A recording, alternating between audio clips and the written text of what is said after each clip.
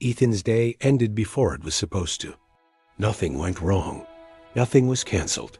It simply ended. He checked the time. Still light outside. Still hours left. Hours that usually disappeared without asking. Today, they stayed.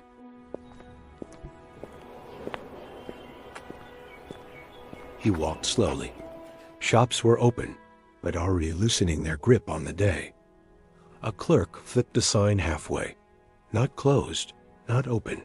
Lights inside windows turned on one by one, as if no one was in a hurry to decide. Ethan slowed. Not because he chose to, but because there was nowhere to rush to. He reached for his phone. Scrolled. Stopped. Nothing asked for him. He stepped into a small store, stood among the shelves, then walked out again. The time followed him, unoccupied. Ethan sat on a bench near the bus stop. Across from him, an older couple shared a small paper bag of warm chestnuts. They didn't talk. They didn't check the time. They just passed the bag back and forth. A woman with a stroller stopped nearby, adjusted a blanket, then stood still to look at the Christmas lights. The child didn't care. She smiled anyway. A shop owner locked up early, tugged at the door once, then stood there for a moment before leaving. No one seemed rushed. No one seemed lost. Ethan stayed seated. A group of friends stood on a corner, sharing hot drinks. They didn't form a perfect circle. They didn't coordinate. They just stayed. A delivery driver set down the last box, pulled his scarf tighter, and leaned against the van.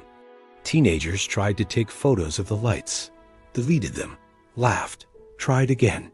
Everyone had something to do, or at least knew where their waiting belonged. Ethan watched. The bus schedule blinked. Next bus, 28 minutes. A man beside him glanced once, then walked away, clearly headed somewhere else. Another person sat down, legs crossed comfortably, as if waiting was part of the plan. Ethan looked at the number again, not because he was afraid of being late, but because he didn't know what he was supposed to be for the next 28 minutes. The light faded. The sound softened. Time remained. People around him slowly left, toward homes, toward dinners, toward something. Ethan stayed.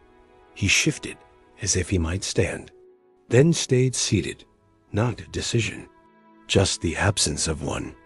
The city wasn't empty. It simply had places for others to go. Ethan sat there with time still in his hands and no clear way to hold it.